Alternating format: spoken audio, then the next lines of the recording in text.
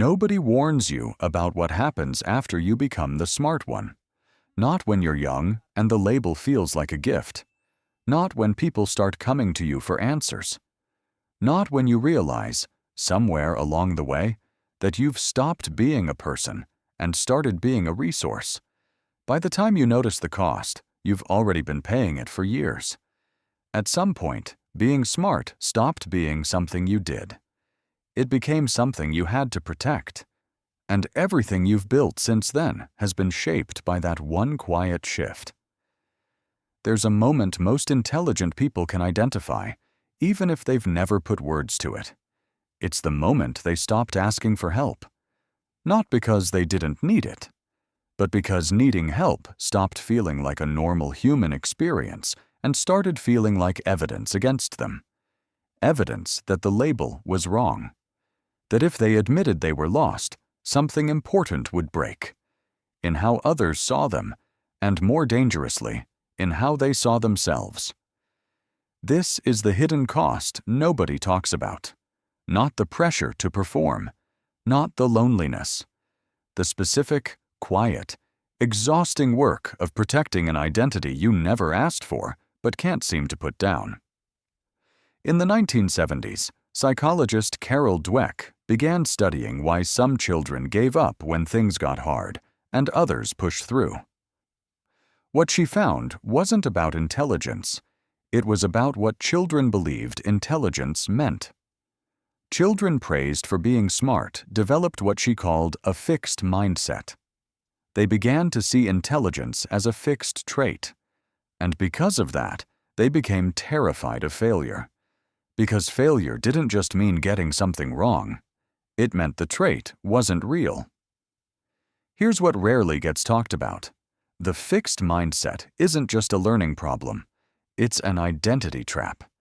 And the smarter you are, or the more you've been told you are, the deeper the trap goes. Because you have more to lose. Being labeled the smart one changes the way you enter rooms. You stop arriving as someone there to learn and start arriving as someone there to confirm what others expect. You hold back questions that might reveal a gap. You stay quiet when you're uncertain, because uncertainty from you lands differently. Over time, this creates a specific kind of isolation that intelligent people almost never name correctly. They call it preference for solitude.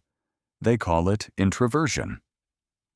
What it actually is, in many cases, is the loneliness that comes from never being able to show up as someone who doesn't have the answer.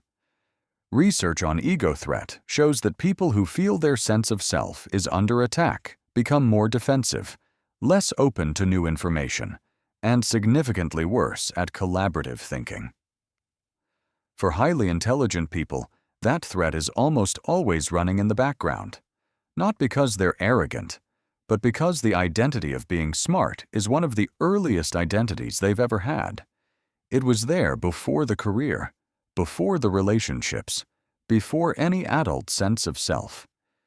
Which means any challenge to it, a question they can't answer, a room where someone knows more, activates a response that feels wildly disproportionate to the actual situation. When intelligence becomes identity, you stop being able to use it freely. Every intellectual risk carries a social tax. Every admission of uncertainty feels like a vulnerability. Every room where you're not the smartest person feels like a demotion rather than an opportunity. The people most capable of growth are the ones most likely to be trapped by the identity that marks them as capable. So what do you do with this? First, separate your intelligence from your identity. You are not your reputation. You are not the answers you've given. Intelligence is a tool, not a self. Tools don't need to be defended. They need to be used. Second, practice deliberate not knowing. Find spaces where you actively say, "I don't understand," without immediately compensating with what you do know. The discomfort you feel in that moment is the exact location of the wall you've built. Third, choose rooms where you're not the smartest person. On purpose, not occasionally. regularly. Not to be humbled, but because that version of you is more curious, more open, and more capable of actual growth. The smartest people in history were not the ones who had the most answers. They were the ones who stayed genuinely curious long after everyone around them had stopped asking questions. And almost without exception, they had one thing in common. They were never the smartest person in the room. They made sure of it. If this made you think, share it with someone who needs to hear it.